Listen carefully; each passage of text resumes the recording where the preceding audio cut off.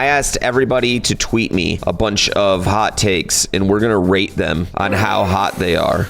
Ouroboros starts it out with, Dark Souls 2 is good. Okay, now here's the thing I'm gonna say with this take. Is this a hot take?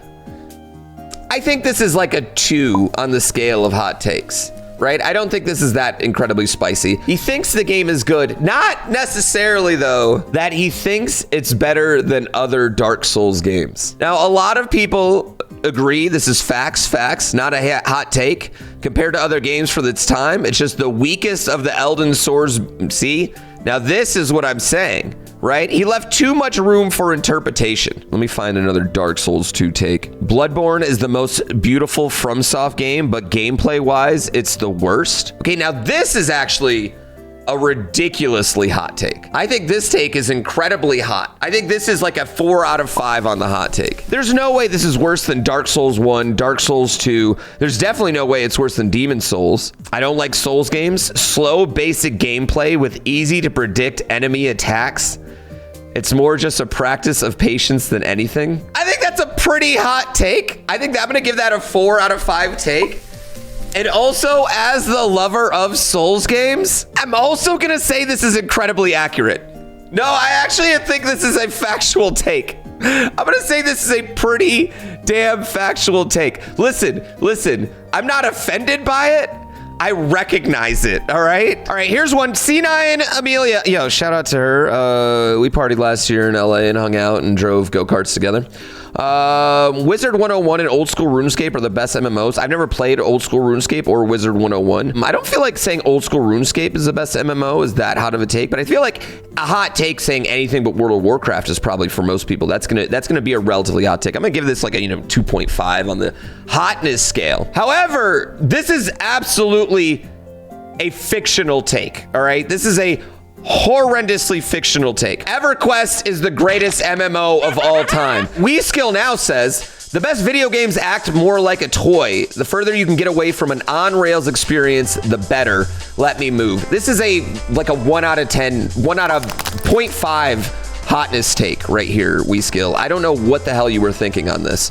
You bet if you put this in your own video that you just edited, embarrassing. 1 out of 5. Mario Maker 2 physics are better than SMW physics. Okay, now we play a lot of Mario on this channel, so this is something I feel like we're very uniquely designed to comment on. And I will say that this gets an absolute pants on fire take. This is a 5 out of 5 on the hotness scale of takes. Holy fucking shit. What kind of bait is this? And also, this is one of the most ridiculous, insane things I've ever heard in my life. I have never seen a more fictional take in existence. Super Mario World, to me, is still the pinnacle. And I know I'm biased. Oh, you're biased, blah, blah, blah. It is the pinnacle game for running right and jumping, as far as the control you have over your player. When it comes to regrabs and slow falls and the way items move, the speed at which they do it, it's just so perfect. You have so much control over your character. The difference in jumps between a spin jump and a regular jump, I can't believe this. And as you see, I mean, I don't even know what to, I feel like this is the perfect gift for it. This is the hottest take. And Mario Maker 1 clears both. Just because a game is open world doesn't mean it's good. I feel like this is not a hot take. I don't feel like this is that hot of a take. But I do agree that a lot of developers agree with this. I think this is a pretty lukewarm take, maybe like a 1.5. This is a factual take. Not hot, but very factual. Breath of the Wild and Tears of the Kingdom are phenomenal open world survival crafting games, but absolutely atrocious Zelda games. I hope whatever is next is a return to Zelda's roots and they don't continue the recent trend. This to me is a common hot take that I see people have about Breath of the Wild and Tears of the Kingdom. And I think it is both about a 4 out of 5 hot take, and I also think it is absolutely a lie. that they are telling themselves. If you've ever played Zelda 1 or Zelda 2, like all people really want is to get an item in a dungeon. I think that's what all people are really missing, is just get a fucking item in a goddamn dungeon. Because if you've ever played Zelda 1 or Zelda 2, you are just aimlessly wandering, looking for things constantly. You go into dungeons at random times over and over again. You backtrack. Zelda 1 has a dungeon, chat, that is hidden behind a random bush on a random screen.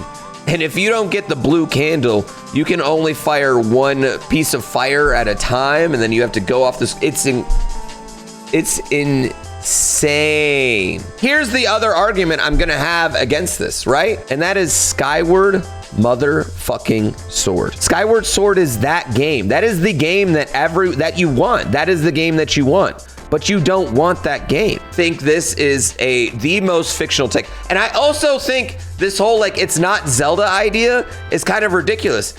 Miyamoto says it's Zelda. It's Zelda, baby. I like this one. Sonic Spinball is the best Sonic game, period. I think this is a pretty spicy fucking take, okay? When you're getting all the 3D games in here. I'm also gonna say this is close to factual. The thing that holds Sonic Spinball back from being one of the best Sonic game, at least in the Genesis era, is that it runs at 10 frames per second. It's like a horrible frame rate. It runs so fucking slow. But Sonic Spinball is incredibly enjoyable, and I'm not gonna lie, it's definitely better than Sonic 1 and Sonic 2. Mario is a game for children. Flo McNasty says Mario is a game for children. I feel like this is a three, maybe a 4 on hot take for this particular channel and the people who are going to be watching it. But this is also a factual take. It is a game for everybody. But most of all, yeah, Mario is a game for children. All Nintendo games really are for kids at the end of the day. That's the thing sometimes, is that us grown men don't realize, is that if we love something since we've been children, it's probably for kids. Mario Maker 3 should be free to play. That, I have learned, is an incredibly spicy take. I also think this. Mario Maker 3 should be free to play. Sorry, this is a very, very spicy take. Like a 4 out of 5, maybe 4.5 on the spice scale. Here's what he says is free. Make and upload levels, endless, co-op plus verse. The paid tier, more item level themes, costumes, wonder, etc. Makes sense. Level search? Oh, disagree on that. I feel I kind of disagree on that one. Actually, maybe. World Maker makes sense. Monthly ninjas, sure. Multiplayer level creation, like you get to make levels with other people. Story campaign, sure. Whatever else they have, fine. Yeah, that's absolutely, I'm okay with this. This is a factual thing. Mario Maker 3 should be a game that comes free with the Nintendo Switch 2, whatever it is. It should be an absolutely free game to play. You should be able to play as many levels as you want for freaking free. That should be something that you should be able to do. Never have to pay a dime. And then if you want to upload 1,000 levels, you can pay for more storage. If you want to upload, or if you want a bunch of bitchin' costumes, you want extra songs from different games, whatever, yeah, charge, whatever, that's fine. I don't care. I would pay for this game forever because I would play it for 2-3 years. I'm okay with that. I'm okay with that. And you know what? I personally would pay so much that everyone else that'd be paying for free would Nintendo would be getting their money's worth. But this is, if there's any game that I've ever wanted to go to a free to play, fucking grind my gears, douchey money system, it's actually this one, because then they would be forced to support it for a long, long time and keep fixing it and updating it and giving us more stuff. And really, at the end of the day, if I could keep getting more stuff in Super Mario Maker games, I would still be playing Super Mario Maker games. That's why we still play Super Mario World games, is because we constantly are getting new and cool things in them. The only great 2D beat 'em up ever, I love this take. The only great 2D beat 'em up ever created was Batman Returns on the SNES. Zero other games in the genre are good, let alone great. Holy God, this is a take. This is a scorching 4 out of 5 take. Batman Returns on Super Nintendo is pretty good. Let's give it 5 minutes, okay? Let's give it 5 minutes real fast. Okay, you got bat rings. Oh, you can just pick people up? Oh, wait. Okay, all right, I do like that. Oh, and you can bang them together. You know what, chat? You know what? I think we got to go a little bit higher on the factual scale. Nintendo 64 games are absolutely horrible to go back and play. They control like garbage, look like garbage, and other than 2 to 3 titles are utterly forgettable. It's a system that lives completely on nostalgia and not greatness. 4 out of 5 spicy take right here, because I think there are multiple people that are going to be watching this video and in chat right now that are saying, what, the N64 is my favorite console. But chat, this is absolutely a factual take. This and PlayStation 1 both have a bunch of utterly forgettable, horrible garbage that you do not want to go and play anymore. It did not age well. Do you know what game sucks, chat? You know what game sucks to go back and play? If you're a grown adult now and you want to go back and play it, GoldenEye. GoldenEye fucking sucks. The only thing that was good about GoldenEye is that you had friends to play it with. That's what was great about GoldenEye. I'm sorry. I hate to break this to you. It never was fun. Multiplayer games should always offer self-hosted server software, so when the main servers inevitably shut down, there will be a way to continue playing. Even if the software is pushed right as the game dies, any ability to continue playing is better than losing $60. I think this is a pretty not hot take. I'll go to add some hotness to this take. I think that there should be some legislation actually in place, which I know that might seem a bit extreme, but I think there should be some sort of legislation that mandates that if you make an online game, you have to give players, once you end support for it, you have to give players the ability to support it themselves. And that's where I will give that take. I think that is an absolutely factual take to the point where I think we need legislation on it. Half-Life 2 does not deserve its reputation as one of the greatest games of all time. The story is great and the game looks and feels fantastic, but the combat is boring, the enemies are bullet sponges, and there's very little enemy variety and long, unskippable cutscenes. The game has a habit of locking you in a room while NPCs talk to you for 5 minutes at a time. I'm not a fan of it, even if you can explore the room and learn more that way. Oh, and the repeats of the dropship and Strider fights are annoying. You can tell the game was rushed. This is a scorchingly hot take. I think this is, for me, personally, this is a scorchingly hot take. I think for this, me personally, is a lie. This is a lie right here. However, I think if you're under the age of 22, this is probably a fact. Final Fantasy VII is mid, and Cloud is not as interesting as people think. This is absolutely a spicy take amongst the gaming community. I mean, I know tons of people that have just been having a ton of fun with Final Fantasy VII Rebirth. Listen, I'm not even going to get into whether the game is mid, because I think I've talked about how I feel about the game personally. It's not my favorite game. I understand that it's one of the greatest games of all time for a lot of people. But this one right here, Cloud is absolutely not as interesting as people think. I don't even think Cloud's the best part of the game. I don't even think he's the most interesting character. The reason people like Cloud is because it's like he's got like cyberpunk sword. That's it. That is Cloud's complete redeeming quality. Cyberpunk post-apocalyptic type sword. People like futuristic shit with old weapons. That is his entire personality. I'm sorry. And his emo haircut. That is it. Cloud as a character is the most overrated character. This is a factual statement in all of gaming. Thank you. Chrono is better. Cuphead isn't fun. A bit spicy here. This is a half truth right here, chat. This is a half truth. I gotta admit. Cuphead, if Cuphead was a game with any other art style besides the single most incredible what I've ever seen in gaming, nobody would like it. There are tons of shitty bullet hell games. Like, if y'all ever played R-Type, R-Type is such a better bullet hell game than Super R-Type for Super Nintendo is a better bullet hell game than Cuphead. I think Cuphead is a testament to style matters. I feel like this was not a hot take. This was just someone crying out for friends. So maybe someone can like reach out, see if he's in your area and just like go game with this person. AAA games should stop going bigger and instead go way smaller, shorter, and more personal, like 2010 small.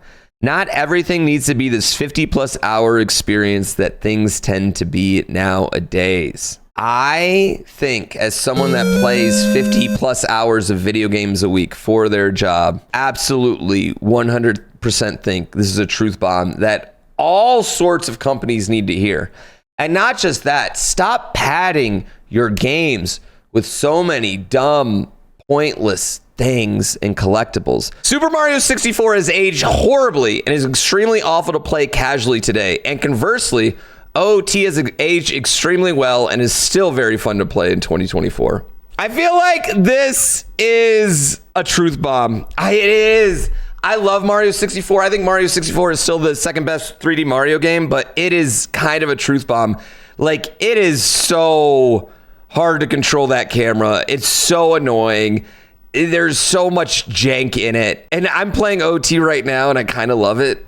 I think Mario 64 is amazing. I think the level design in it's so good. Like, I still think it's so good. Like, I think the stars have impact. I love, like, the way the levels change from time to time. But if they remade Mario 64 in Odyssey's engine, oh my God, I would be in love. I would be in love. Witcher 3 is one of the most cookie cutter RPGs of all time. And if you played almost any other Western RPG, the game feels incredibly boring and uninspired. Ooh, this is a very, very electric take here right now. I don't know if I've played enough Witcher 3. I don't know if I played enough Witcher 3 to say this is a truth bomb.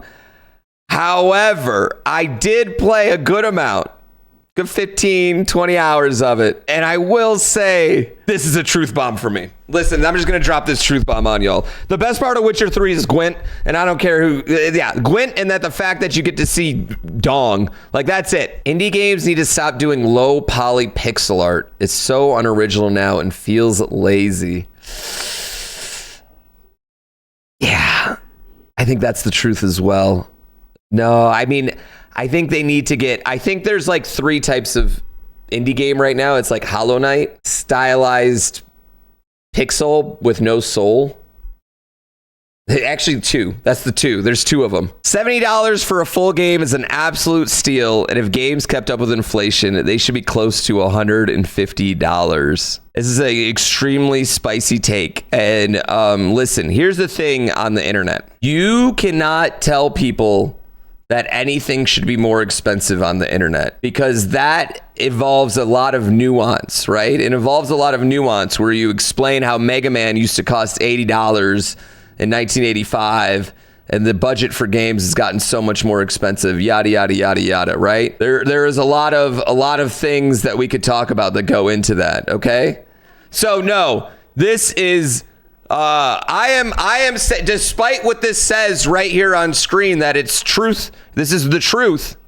I am saying this is a fictional statement. This is a lie. Separate 4 buttons like Joy-Cons have is better than a classic D-pad. It's a lot more consistent and accidental diagonal presses don't occur. I don't agree with this one, but I think this is probably one of those ones. I think this is a lie. I think a good D-pad is still best. But I think what is factual about this is that what is a truth bomb is that there's no good D-pads out there besides Sony's right now, which is a 4-button. You know what I mean? The 4-button separator. Yeah. So maybe it is a fact. Maybe this is absolutely a fact. 2016 Pokemon Go release was the greatest gaming event of all time. Chad, I want to see what you feel about this. I even point to Pokemon Go. I think this is a truth bomb. I think I point to Pokemon Go as not just that. I feel like it's the last time specifically my country was just like chill. Like, it's been 8 years since we've been relaxed and we were all just, catching a Charizard. And not only that, we were out in the world, like walking around. I mean, I did more outside walking around that summer than I've ever done in my life. Your boss would come in, make sure you didn't have any clients. You would go walk to hatch eggs and catch mons. The golden age of video games has long passed us by, and we are in decline in traditional gaming. Traditional gaming is being replaced by subscription-based microtransaction games as a service, incomplete, unownable state of gaming.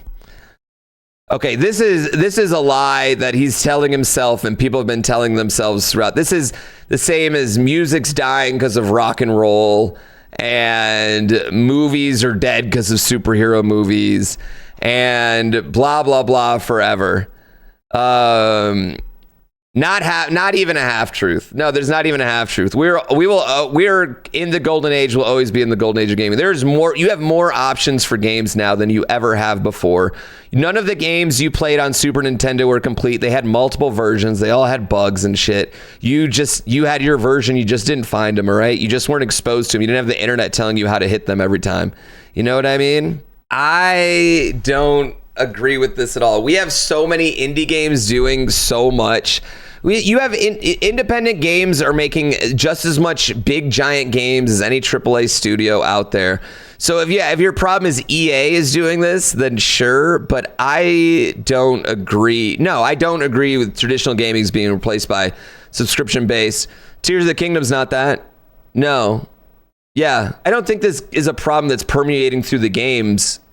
I think those games are I think those games are dead. Like those games don't do well. And the games that do well like that probably do well. The golden age of video games died with the Xbox 360. Y'all are just old. Y'all are just nostalgia old. We are in the golden age. You can play any genre of any game you want at any point. My friend Dan Giesling said The Last of Us is the single most overrated game in the history of gaming. Dan has never felt love in his life, apparently. No hot take. I'd just like to ask WeSkill to include me in the video. WeSkill, please blur this picture, everything about this right here. Leave him saying this, but blur this, okay? That was us exploring hot takes. If this video does well, we will do it again. If this video bombs, pretend like it never happened.